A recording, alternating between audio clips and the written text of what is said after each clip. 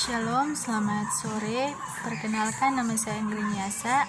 Saya kelas A5, jurusan keperawatan semester 1.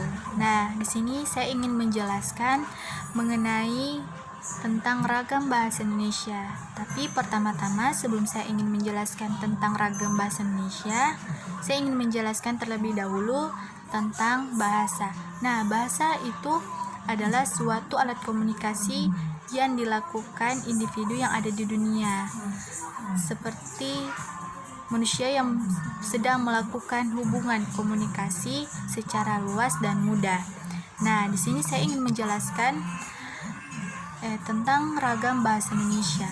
Nah, ragam bahasa Indonesia itu adalah merupakan suatu bentuk bahasa bervariasi tergantung pada konteks penggunaan seperti topik, bahasa, medium bahasa, dan tergantung antar penguntur.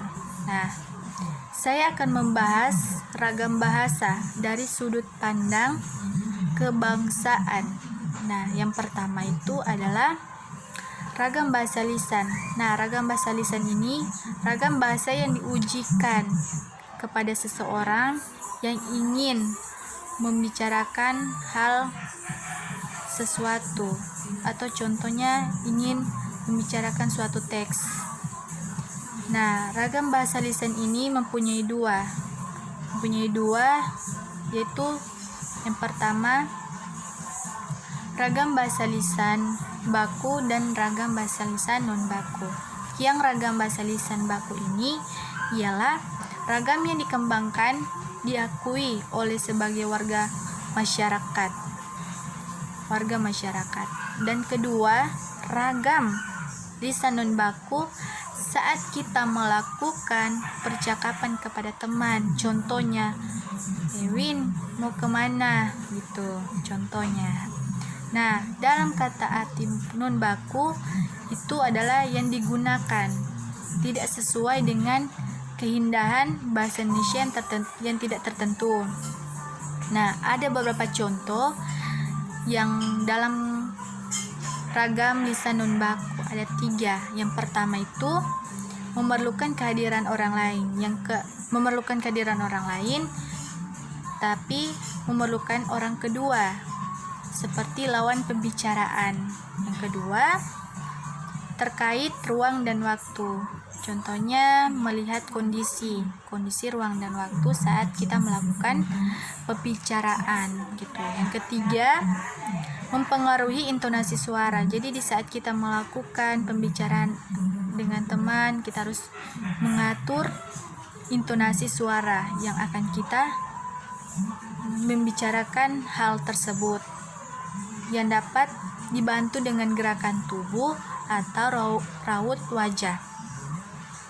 Nah, di sini ragam bahasa tulis itu adalah ragam bahasa tulis atau yang dicetak dalam, contohnya koran, majalah, dan lain-lain. Nah, mempunyai ciri-ciri dalam non baku ini.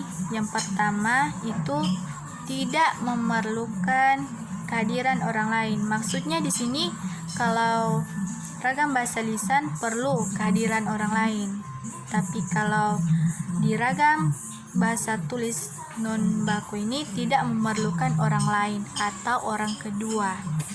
Nah,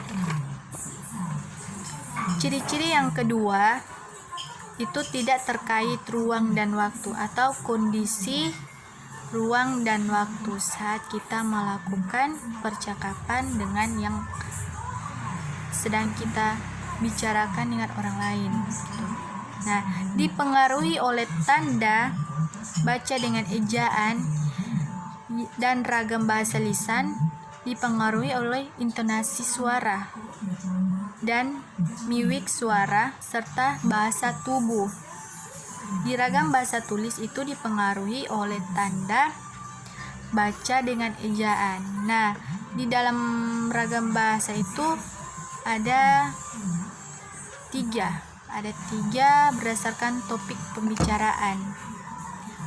Ada 3 yaitu ada ragam bahasa undang-undang, bahasa ilmiah, dan bahasa sastra. Nah, kalau dari dalam topik pembicaraan adalah suatu yang dibicarakan sesuai yang akan kita bahas. Contohnya berpidato ataupun yang lain-lain. Nah, dari sekian presentasi saya di sore hari ini, kiranya bisa ada, walaupun ada sedikit kesalahan dari saya, mohon maafkan. Sekian dari presentasi saya.